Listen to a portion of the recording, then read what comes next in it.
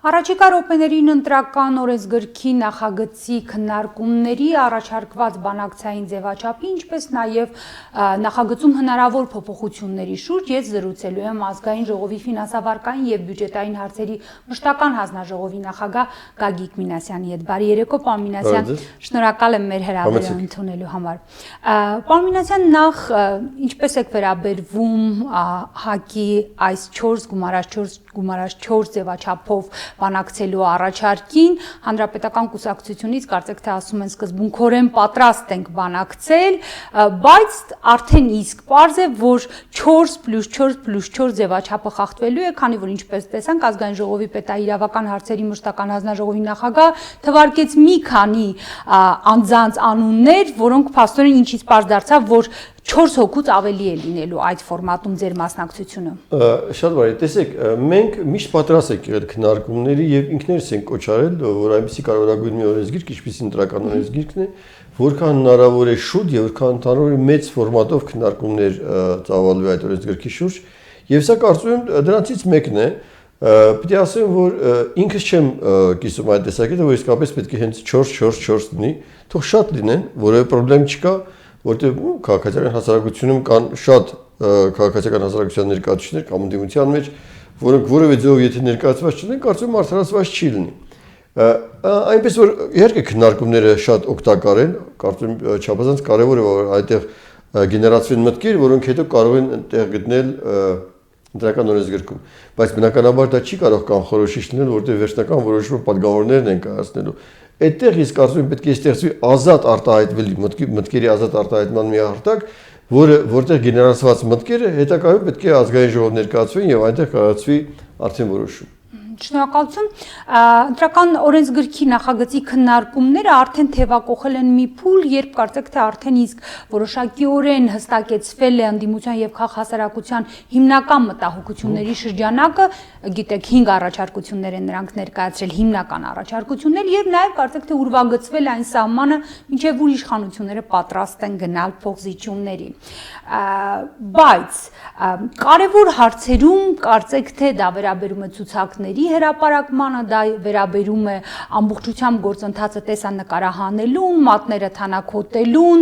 եւ ամենակարևորը համամասնական ընտրակարգի ձևը փոխելու, այսինքն 100%-անոց համամասնական ընտրակարգի անցման այդ սկզբունքային կետերին։ Կարծեք թե իշխանությունները պատրաստ չեն գնալ փոխզիջումների,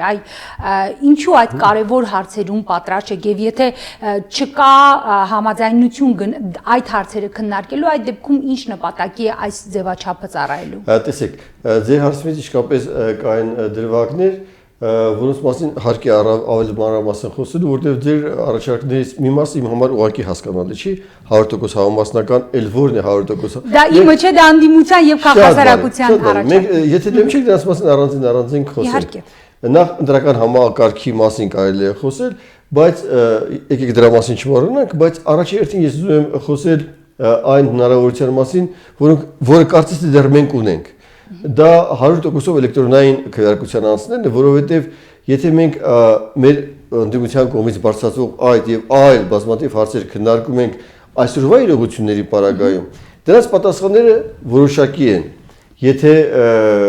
մենք քննարկում ենք 100%-անոց էլեկտրոնային համակարգի անցնելու պարագայում, դրանք էապես փոխվում են եւ էապես վերանում են այն խնդրեմային հարցերը, որոնք այսօր խնդրեմային են թվում։ Այս առումով ես կարծում եմ, որ նախ մենք պետք է հստակեցնենք, մենք խոսում ենք որ համակարգի մասին, այսօրվա օրենսգրքով առաջարկվող երբ էլեկտրոնային է ընդհանրապես մեկ կարևորագույն հատվածը գրանցումը եւ ինչպես ենք դա պատկերացնում, ասենք թե որտեղ այդտեղ էլ նրբություններ կան, մենք փորձում ենք գնալ բացարձակ ID քարտերի արկայության պարագայով քվեարկության էլեկտրոնային, թե մենք ուզում ենք որ այդ էլեկտրոնային քվեարկությունը լինի ID քարտերով, բայց նաեւ հին նմուշի անձնագրերով։ Երկրորդ կարևորագույն հարցը մենք պատրաստ ենք գնալու եւ քվեարկությունը բուն եւ նաեւ հաշվում է էլեկտրոնայնացնելու, որովհետեւ եթե մենք այս հարցերը այս շրջանակը չենք որոշակիացնում, հարցերը, որոնք բարձրացում են, մնում են անպատասխան։ Իսկ պատրաստ ենք մենք, դուք պատրաստ եք գնալու այս հարցերում փոխել։ Այս շատ շնորհակալություն, որ այդ հարցը տալիս եք, հենց մենք վաղուց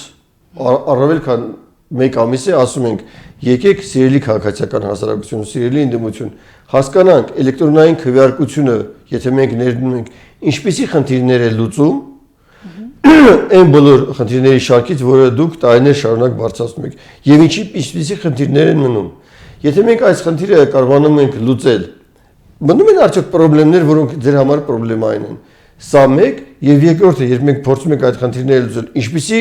հարցեր են առաջադրում, որտեղ կան նաեւ հարցեր, որոնք մենք պետք է, եթե միասին պլատֆորմը որոշում է, որ մենք գնում ենք էլեկտրոնային քվեարկության 100%-անոց, շատ խնդիրներ լուծվում են, բայց առաջին 1-2 խնդիրներ, հատկապես ֆինանսական, կազմակերպչական ոճի խնդիրներ, որոնք մենք պետք է լուծենք։ Ես կարծում եմ, որ հիմքը պետք է հստակ լինի։ Մենք ուզում ենք բացարձակ էլեկտրոնային, որը ապահովում է բացարձակ վստահություն։ Իսկ երբ պետք է դա հստակեցնենք, պարոն, ժամանակը քիչ է մնում։ Շատ ճիշտ եք ասում։ Ավելի քան 1 ամիս մենք այս հարցը բարձրացնում ենք։ Մարտի 3-ին, եթե չեմ սխալվում, հենց նախագծի հրապարակման հաջորդ իսկ օրը այդ տարբերակով հանդես էիք եկել եւ ասել եք, որ դա 100%-ով կբացառի կրկնակվեարկությունները։ Բազմիցս ելույթներ եմ ունեցել։ Մենք կուսակցության 1 ամսվա ընթացքում ոնց որ ընթացք չտրվեց այդ առաջարկը։ Ոչ մի արձագանք չի գալիս։ Գիտեք, ես վախենում եմ ասեմ, որ կան մարդիկ եւ ուժեր, որոնք չեն ուզում, որ բացարձակ արդար ընտրություններ լինեն։ Հանրապետականը այդ ուժերի մեջ է, որտեղ հանրապետականից չկա արձագանք։ Չէ, որտեղ հանրապետականի ներկայացուցիչ 1000 անգամ այդ մասին խոսում է։ Բայց ընդդիմությունը չի ուզում հիմա որ լինի դուք ինձ բացատրեք ինչու չեն արձագանքում։ Որովհետև կամ իրանք չեն ուզում, որ ընտրությունը լինի արդար, եւ չեն ուզում, որ այդ ընտրության վերաբերյալ անվերապահ հավատ լինի ընտրողների մոտ, կամ մի ուրիշ խնդիր կա, որի մասին չեն խոսում։ Գիտեք, որ դա ամենալավ տարբերակն է, համոզեք ընդդիմությանը, ինչպես անում եք շատ հաճախ, երբ ձեզ պետք է լինում տարբեր դեպքերում։ Ձեզ թվում է ես ինչ եմ անում, եւ իմ գործընկերները ինչ են անում։ Եթե դուք հաշվեք այս 1 ամսվա ընթացքում, լավ է, հիշեցիք, ես մոռացել եմ մարտի 3-ը։ 1 ամսվա ընթացքում քանի անգամ ես եւ իմ գործընկերները խոսել եւ հերթոէկրանով, եւ ասուլիսներով, եւ թերթով, դուք այդպիսի մեծ հոսք որևէ գաղափարի պաշտպանության հազիվ թե գտնեք։ Անկեղծ ասած, ես ներողություն եմ խնդրում, միգուցե ես շատ լավ չեմ հետևել, բայց այդ տարբերակի ուղղությամբ այս 1 ամսվա ընթացքում այդքան էլ այսպես ուղղորդված չկար առաջարկ իշխանության կողմից։ Այո, դուք ասել եք եւ եղել է եւս մեկ այսպես երկրորդում այդ տարբերակի, բայց գլոբալ առումով հանրապետականը սա չի դրել սեղանին եւ փորձ արել ընդդիմությանը համոզելու, որ այս սա է լավագույն տարբերակը։ Եղել է, նույնիսկ եմ կրկնում, եւ նույնիսկ համոզություններ են եղել ընդդիմության ներկայացուցիչների հետ, իհարկե ոչ հեռուստաէկրան։ Շատ լավ, դուք նշել եք, որ դա նաև մեծ ֆինանսական միջոցների հետ է կապ ունենալու, մեկ տեղամասում 4600 եվրո։ Տեսնեք, ամեն ինչ գիտեք։ Այդ ֆինանսական ուրեմն խնդիրները լուծելու ուղղությամբ ինչ աշխատանքներ են տարվել, թե դա է պատճառը, որ այսպես շատ չեք բարձրաձայնում։ Ես չգիտեմ։ Մտածեցիք շատ թանկ տարբերակ է։ Իհարկե, դուք շատ լավ հարց եք տալիս, բայց որpիսի մենք գնանք այդ խնդրի լուծմանը այդ ճանապարհով, նախ մենք պետք է հասկանանք, կա արդյոք քաղաքական կոնսենսուս այս խնդրի լուծման շրջանակներում։ Եթե կա, որպեսզի այդ քաղաքական կոնսենսուսը ձևավորվի, նախ պետք է քննարկումներ լինեն։ Մի ամիս անցավ այդ քննարկումները չկան։ Պետք է վերհանվեն այն բոլոր խնդիրները, ես չեմ բացառում, որտեղ խնդիրներ կլինեն, որոնք պետք է լուծվեն, որովհետև շատ երկրներում, որտեղ այդ համակարգը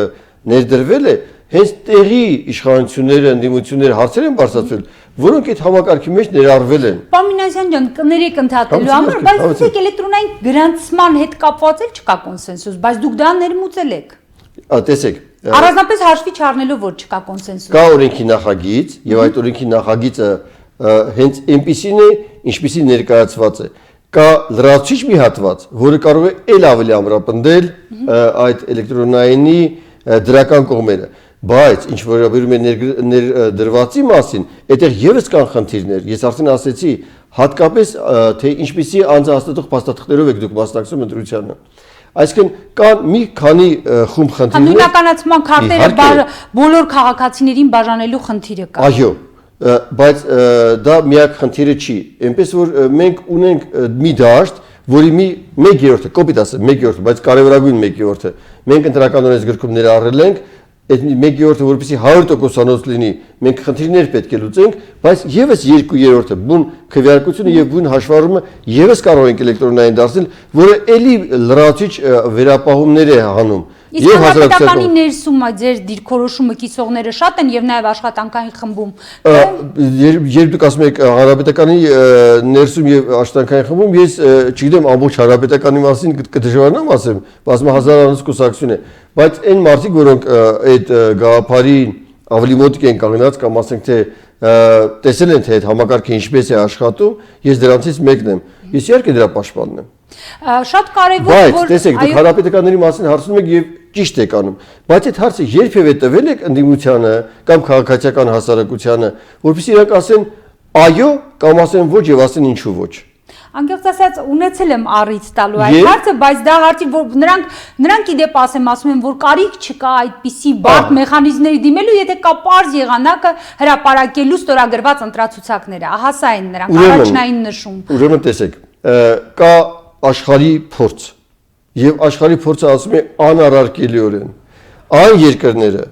որոնք անցել են այս համակարգի, իդեպ համակարգի ասել նաև ընդհանրակարգ ունի, դա պետք է փորձարկվի, որպեսզի վստահություններ շնչի եւ այլն։ Բայց որ անցել են այս համակարգին, հետ ընտրական process այն առումով, որ մենք ենք հասկանում, վերացել է այդ երկրներում։ Չկա հետ ընտրական process։ Հետևաբար այն մեկնաբանությունը, որ դուք իջառաջացիք, իհարկե քննադատության չի դիմանում։ Որ մեկնաբանությունը։ Որ ասիկ որ եկեք ստորագրենք, հրապարակենք եւ այլն։ Դա ընդդիմության այդ առաջարկը։ Ասում դա քննադատության չի դիմանում։ Շատ լավ, էլեկտրոնային գրանցման հետ կապված արդեն իսկ դուք նշեցիք այդ 1/3-ը, որ դուք փորձ եք արել արդեն ներմուծել, նույնիսկ այդ 1/3-ի հետ կապված ընդդիմադիրները ունեն բազմաթիվ մտավախություններ եւ նշում են, որ սա չի բացառում կրկնակվյարկությունը եւ նրանք մասնավորապես Ժառանգություն կուսակցության ներկայացուցիչը Բարգավաճ Հայաստան կուսակցության ներկայացուցիչը նշում են նաև օրինաց երկրի նշում են որ չէ որ դա պետք է իրականացվի տեխնիկական ուրեմն այդ ապահովումը մասնագետի միջոցով եւ նշում են որ այդ մասնագետին ամրագրված չէ նախագծում ով է նշանակելու այդ մասնագետին ինչպես է վերահսկվելու նրա գործունեությունը ինչ ռիսկեր են լինելու սեղանին դրված նախագծում չկա այդ կարևորագույն հարցերի պատասխանը հիմա տեսեք այդ մասնագետի միջամտությունը ընտրացակարգին մինիմալ է լինելու կամ չի լինելու։ Պատկերացրեք այդ ձեր դիմաց այդ iPad-ը դրած է, այդ կարգի մի հատ սարք է լինելու եւ դուք ձեր ID քարտը հպելով այդ սարքին պետք է ստանաք թույլատվություն քվեարկությանը մասնակցելու։ Այդ մասնագետը ձեր կողքն է լինելու, որովհետեւ հանկարծ եթե դուք ճմրթված անձնագիր, հին նմուշի ճմրթված անձնագիր եւ այդ սարքը չկարողանա դա կարդա, ինքը ուղղակի սեղանաշարի վրա հավաքի ձեր անձնագրի բանը սերիան եւ թիվը։ Բայց այնուամենայնիվ ճիշտ չի լինի, որ սա այդ մասնագետի նշանակման եւ վերահսկողության կարգն էլ լինի կանոնակարգված։ Բարի կամքի վրա չթողնենք։ Բայց իհարկե։ Բայց չկա նախագծում։ Բայց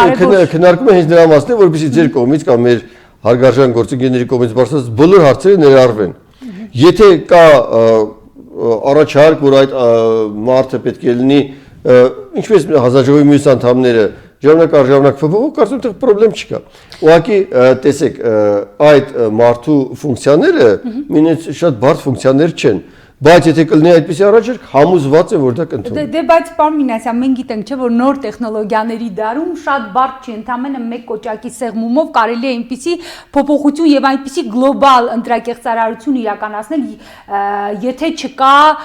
համակարգի անվտանգության շատ հուսալի երաշխիքներ։ Իհարկե։ Դուք խոսում եք հենց այն թեմաները, որ ինձ համար չափազանց հոգեհարազատ են։ Իհարկե, եւ այդ խնդիրները բնականաբար հայկական ծագում չունեն, այդ մտավախությունը, որը դուք ներկայացնում եք։ Դրանք մտավախություններ են, որոնք կան բոլոր երկրներում, որտեղ ընտրական գործընթացներ են լինում, եւ բնականաբար այդ մտավախությունները ծագվել եւ լուծվել են այն բոլոր երկրներում, ովքեր անցել են այդ համակարգը ներդնելու ճանապարհին։ Եվ դրա մոտեցումը շատ պարզ է։ Հրավիրվում են համապատասխան մասնագետներ, համապատասխան դիտորդական կազմակերպությունների ներկայությամբ, որոնք հավաստում են, որ այդ ծրագիրը ունի այդ որակները ապահովելու այս 20-30 խնդիրների հետ կապված լուծումներ։ Եթե երկիրը մեր ընդդիմությունը կամ, չգիտեմ, քաղաքացիական հասարակությունը եւս խնդիրներ առաջարկում, ծրագրային համակարգում խնդիրների լուծումը բավականին հեշտ է։ Այդ խնդիրները եւս լուծվում են։ Եվ հետո ամենակարևորն է տեղ ունենում ընտրությանը մասնակցող բոլոր քաղաքական ուժերի ներկայացուցիչները ստանում են իրենց բանալին, էլեկտրոնային բանալին, որի բացակայության պարագում որևէ փոփոխություն է տեղ հնարավոր չի իրականացնել։ Ավելին ասենք թե այնպեսի մի հեղինակավոր կառույց, որը դիտորդական առաքելություն է իրականացնում, օրինակ ԺՄԻԳ-ը, եւ ստանում է իր էլեկտրոնային բալանին եւ վերջ որևէ մեկը որևէ կերպ այդ համակարգում որևէ փոփոխություն մինչև ընտրությունների ավարտը չի կարող իրականացնել։ Շնորհակալություն այդ համակարգերի հետ կապված եւ սարքավորումների հետ կապված, թեպետ դուք նշում եք, որ ամեն ինչ դեռ արժևում է, չի բացառվում, որ ամբողջական էլեկտրոնային համակարգը լինի, բայց Գալուստ Սահակյանը նախորդին առաջին լրատվականի հետ զրույցում հայտարարեց, որ արդեն իսկ գնում են բանակցություններ միջազգային կառույցների հետ ձեռք բերելու համապատասխան սարքավորումներ։ Այդտեղից կարելի է ենթադրել, որ արդեն իսկ կարծեք թե այդ հարցը վճռված է, որոշված է, թե արդեն ինչ տեսակ սարքավորումներ պետք է ստացվեն։ Ցավոք այդ ինֆորմացիային չեմ տիրապետում ու կդժվարանամ ասեմ, ցավոք չեմ կարող ասել։ Շատ լավ, եւ մի վերջին հարց էլ, պարոն Մինասյան, դուք մատնանշել եք մի շատ կարևոր խնդրի լուծում, եւ այդ հարցում ես իդեպ համաձայն եմ ձեզ հետ, որ զարմանալի է, որ ընդդիմությունը դրա վրա ուշադրություն չի դարձնում, որպեսզի նախագծում ամրագրվեր, որ կարելի է մասնակցել ընտրություններին միայն եւ բացառապես նույնականացման քարտերով, ինչը ավտոմատ հնարավորություն էր տալու զտելու ցուցակները, ինչի մասին ընդդիմությունը այսքան տարի խոսում է եւ քանի որ Հայաստանից բացակայողները ուղղակի չեն ունեն այդ նույնականացման կարգերը։ Բայց դա չափազանց կարևոր հանգամանք է շեշտում, բայց դա միակ հանգամանքը չի, որ լուծվում է նույնականացման քարտերը 100%։ Հենց այդ մեկի վրա ամեն դեպքում, եթե ֆիքսվելով, ինչու հանրապետականը, եթե իսկապես կա այսպես ցանկությունը արդար, ազատ, անվիճարկելի, բարձր վստահության աստիճանով ուրեմն ընտրություններ անցկացնելու, ինչու բոլոր ռեսուրսները այդ ուղղությամբ չեն ուղղվում, նույնականացման քարտերը բոլորին բաժանելու եւ այդ հարցը լուծելու։ Շատ հետաքրքիր է, որտեղ շատ հաճախ մեզ մեղադրում են տարբեր խնդիրներում թերանալու կամ տարբեր խնդիրներ ոչ հավուր պատշաճի ներկայացնելու մեջ եւ ես դրա հետ համաձայն եմ։ Բայց տեսեք, այս խնդիրը ուրիշ ինչպես ասենք, ուրիշ կարծեք թե ասելու հնարավորությունը սահմանափակ է, չէ՞։ Եվ ձեզ պետք է դուք անում եք, չեք ասում, պարոն Մինասյան, դուք ուղղակի անում եք եւ սա ներկայացնում եք ի գիտություն հանրությանը եւ ընդդիմությանը։ Այն խնդիրը, որ դուք ուզում եք, որ լուծվի, ինքը գումար պահանջող խնդիր է։ Եվ մեր ընկալումը հետեւյալն է, եթե մենք եւ քաղաքացիական հասարակությունը եւ ընդդիմությունը ասի, որ իսկապես, եթե մենք գնում ենք այս քայլին, ապա այս դրվագով, այս հատվածով մեր մոտ վերապահումները վերանում են, սա շատ կարևոր է։ Դուք կգնաք այդ գումարը ծախսելուն կգտնեք։ Ոչ միայն մենք մեր ներքին ռեսուրսներով դա կարող ենք անել, այլև ես հույս ունեմ, որ մենք կարող ենք ներգրավել այլ հնարավոր ֆինանսավորման աղբյուրներ եւս, բայց շատ կարևոր է, որ մենք բոլորս հասկանանք, որ այդ ճանապարհով իսկապես այս խնդիրների շարքից այս մի խնդիրների խումբը լուծվում է։ Շատ լավ։ Այսինքն դուք չափազանց կարևոր հարց եք բարձրացնում։ Մենք կարող ենք նստել սեղանի շուրջը ու ասել, տեսեք, կան այսքան խնդիրներ, այս խնդիրներից այսքանը լուծելի են այսօր այս համակարգով, մնացածները լուծելի չեն։ Այս համակարգով խոսքը առաջի 1/3-ի մասին է։ Եթե մենք չեն գնում համատարած ID քարտերի, մնում են խնդիրներ։ Շատ են մնում։ Խնդիրներ, որոնց մի մասը կարելի է լուծել, մի մասը կարելի է դժվարությամբ լուծել, մի մասն էլ ոնց որ թե մենք չենք տեսնում, դուք մի բան եք ասում, մենք բան, բայց բավական է բոլորս գնանք ID քարտերի եւ այդ բոլոր խնդիրները վերանում են։ Կներեք, մեր խոսակցության շարունակ ես ինստիտուտի տամ երկրորդ անգամ վերադառնամ այդ հարցին։ Եթե այդքան ակնհայտ է, որ համատարած ID քարտերը խնդիրների ճշգրիտ մեծամասնությունը վերացնում են, եւ եթե ընդդիմությունը չի գալիս ու իշխանության հետ ասում 100% ID քարտեր արեք այդ խնդիրներից ազատվենք մեկ ընդմիշտ։ Իմ մոտ իսկապես կասկած է առաջանում։ Միգուցե այնքան էլ պետք չի իրանց որ այդպես լինի։ Շատ լավ, պարոն Մինասյան, շնորհակալություն զրույցի համար։ Ցավոք այն, որ իշխանություններն էլ կոնկրետ այս դեպքում այսպես սպասում են թե ինչ է ասելու ընդդիմությունը որ դա անեն, դա էլ է կասկածների տեղի տալիս, բայց մեր ժամանակը սպառվեց, պարոն Մինասյան, շնորհակալ եմ մեր զրույցի համար, սիրելի հեռուստադիտողներ, հիշեցնեմ, որ իմ զրուցակիցը ազգային ժողովի պատգամավոր Գագիկ Մինասյանն է։